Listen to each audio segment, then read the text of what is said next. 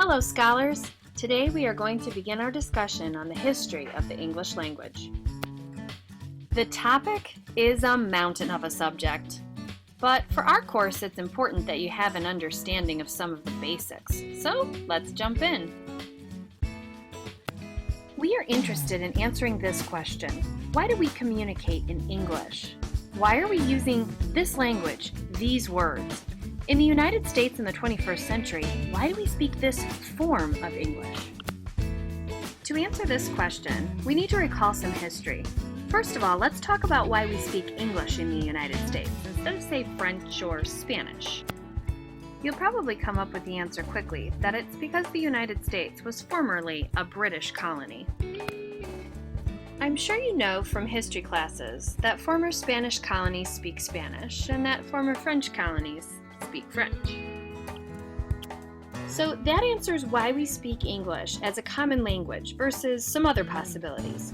But another part of the question has to do with why we use the specific words we do. These exact words that we're using to communicate right now. How did we get those words? To answer that question, we need to look at the history of the island of Great Britain for the last 2,000 years. Don't look at me like that. Give me a chance to explain.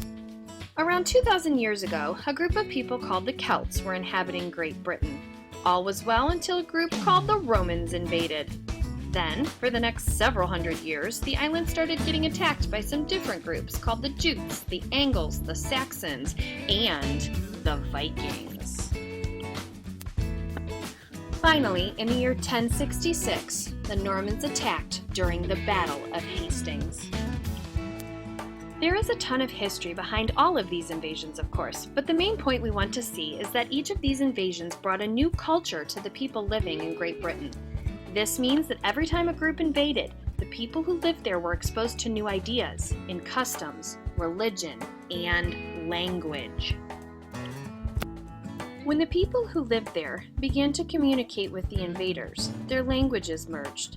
The natives began to use loan words, which are words adopted by the speakers of one language from a different language.